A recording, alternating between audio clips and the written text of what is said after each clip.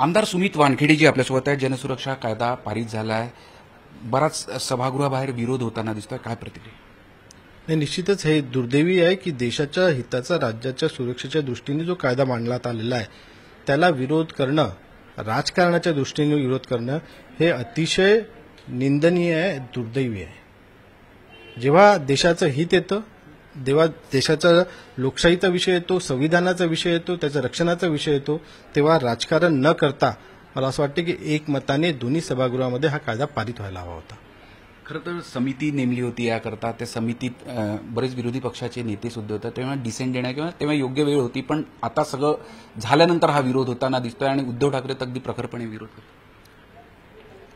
ज्या लोकांनी डिसेंट दिला नाही, जे सर्व प्रमुख नेते, ज्येष्ठ नेते हे संयुक्त समितीमध्ये होते, त्या संयुक्त समितीच्या बैठकीमध्ये निश्चितच वस्तुस्थिती काय आहे हे सर्वांसमोर आली असेल.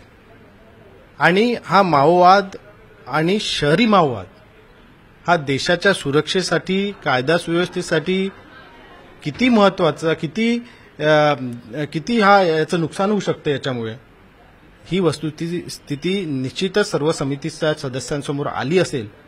म्हणूनच त्यांचा या कायद्याला विरोध नव्हता आणि त्यांनी डिसेंट नोट दिली नाही. परंतु अनेक असे लोक आहेत की ज्यांना देशापेक्षा राजकारण महत्वाचं आहे. आणि मला असं वाटतं की हे जे सर्व ज्येष्ठ समितीचे सदस्य होते त्यांच्या मनामध्ये कुठे ना कुठे हा विचार आला असेल की भविष्यात आपली पिढी आपल्याला विचारणार की तुम्ही त्या संयुक्त समितीच्या सदस्य म्हणून होता, त्यावेळी तुम्ही विरोध का केला. आणि म्हणून देशासाठी जे हिताचं आहे ते संयुक्त समितीच्या सदस्यांनी केलं आणि संयुक्त समितीचा अहवाल कुठलीही डिसेंट नोट नसताना सभागृहाच्या पटलावर ठेवण्यात आला.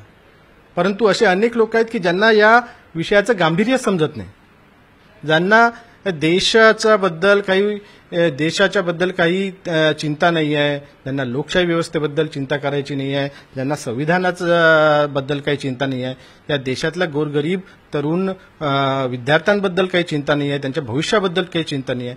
त्यांना फक्त चिंता त्यांच्या राजकारणाची आहे. आणि त्यांच्या राजकारणासाठी ते माओवाद्यांच्या लोकांचेही समर्थन करायला तयार आहे. त्यांचं राजकारण त्यांना लखलाभ, परंतु सामान्य जनतेच्या मनामध्ये कुठला संभ्रम नसला पाहिजे. सर्वसामान्य जनतेला कळलं पाहिजे की माओवादी किती घातक आहेत, ते आपल्या देशाच्या मुळावर उठलेले आहेत. त्यांना एक दिवस या देशाच्या लाल किल्ल्यावर लाल झेंडा फडकवायचा आहे.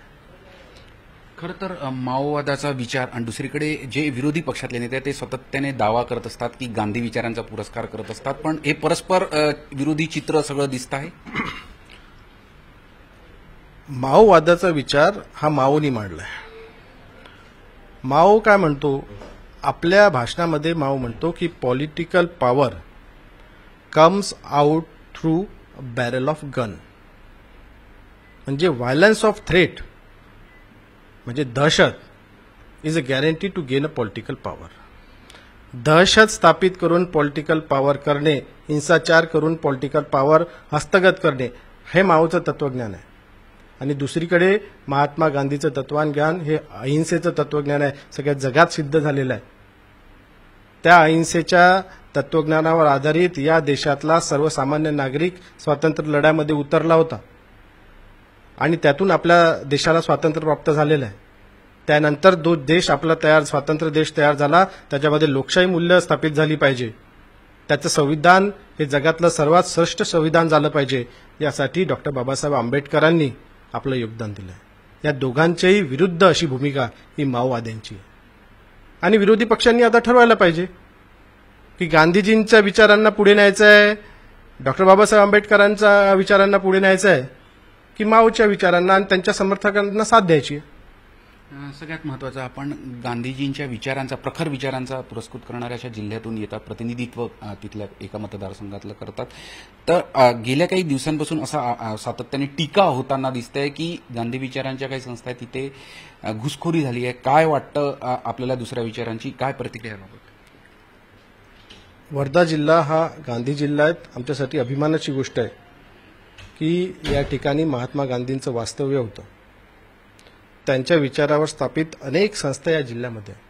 परंतु अतिशय वाईट वाटतं की अशी अनेक लोक जे माओवाद्यांशी संपर्कात असतात, त्यांच्याकडनं आदेश घेतात, त्यांचा छुपा एजेंडा राबवतात, त्यांच्याशी पत्रव्यवहार करतात, असे लोक त्या संस्थानांमध्ये कुठल्या ना कुठल्या कार्यक्रमाला चीफ गेस्ट असतात, सेमिनार करतात, वर्कशॉप करतात, इतर राजकीय पक्षांचे ट्रेनिंग होतं तिथे. हे मनाला अतिशय वेदनादायी आहे. म्हणजे कुठेतरी हे सगळे विचार पोखरण्याचा प्रयत्न होताना दिसतो. निश्चितच तोच गांधीजींचा विचार, डॉक्टर बाबासाहेब आंबेडकरांचा विचार जितका कमजोर होईल, ते जितका पोखरला जाईल, तितकाच माओवादीचा विचार हा स्ट्रॉंग होणार आहे आणि तोच माओवादी समर्थकांचा एजेंडा आहे. धन्यवाद. झी मीडियासाठी व्हिडिओ रत्नश्री सातपुतेसह अमर काणे, नागपूर.